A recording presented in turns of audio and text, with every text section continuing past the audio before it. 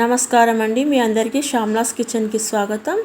ఈరోజు బీరకాయ పొట్టు పచ్చడి చేస్తున్నాను. మనము బీరకాయలు తెచ్చుకున్నప్పుడు బీరకాయ కట్ చేసి పొట్టు పారేసాం కదా, అలా కాకుండా పైన పొట్టు మంచిగా చెక్కు తీసి మంచిగా కడిగి పక్కన ఉంచుకోవాలి. ఇప్పుడు పొయ్యి పైన కడాయి పెట్టి అందులో 2-3 గరిటెల ఆయిల్ వేసుకొని 1 స్పూను జీలకర్ర వేసుకోవాలి. అలాగే కట్ చేసిన ఒక మీడియం సైజ్ ఆనియన్ కూడా వేసి మంచిగా మిక్స్ చేసుకొని అందులోనే 10-12 పచ్చిమిర్చి వేసుకోవాలి. నేను 10-12 వేసుకున్నాను, మీకు తగినంత వేసుకోండి, మీ కారానికి తగినంత.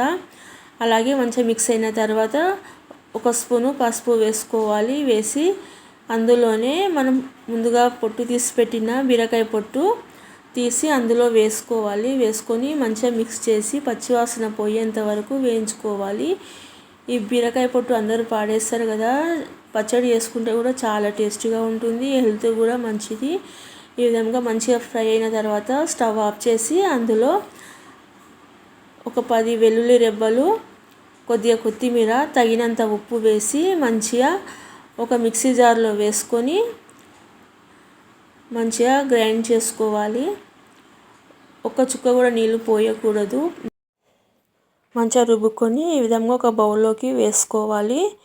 వేసుకొని ఆ తర్వాత పొయ్యి పైన కడాయి పెట్టి అందులో 2 గరిటెల ఆయిల్ వేసుకోవాలి. ఆయిల్ వేడెక్కిన తర్వాత 1/2 స్పూను జీలకర్ర, 1/2 స్పూను మినపప్పు, 1/2 స్పూను ఆవాలు వేసుకోవాలి. వేసుకొని అందులోనే 2 ఎండుమిరపకాయలు కూడా తుంచి వేసుకొని కొద్దిగా కరివేపాకు, కొద్దిగా పసుపు వేసి మంచిగా పోపు ఫ్రై అయిన తర్వాత ఈ విధంగా మంచిగా ఫ్రై చేసుకొని తీసి బీరకాయ పొట్టు పచ్చడిలో వేసుకోవాలి.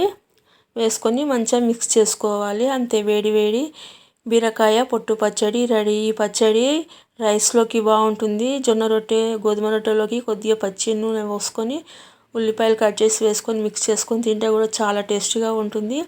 తెలంగాణ స్పెషల్ బీరకాయ పొట్టు పచ్చడి రెడీ అయిందండి. ఈ పచ్చడి రోట్లో కూడా రుబ్బుకుంటే చాలా టేస్టీగా ఉంటుంది. నేనైతే మిక్సీలో వేసుకున్నాను, చాలా బాగా వచ్చింది, టేస్ట్ కూడా చాలా బాగుంది. ఈ విధంగా మంచిగా మిక్స్ చేసుకొని వేడివేడి అన్నంలోకి 1 స్పూను 2 స్పూన్లు బీరకాయ పొట్టు పచ్చడి వేసుకొని మంచిగా మిక్స్ చేసుకొని తింటే సూపర్ టేస్టీగా ఉంటుంది. మీకు ఈ వీడియో కనుక నచ్చితే తప్పకుండా లైక్ చేయండి, షేర్ చేయండి, సబ్స్క్రైబ్ చేయండి. Thank you. Please subscribe.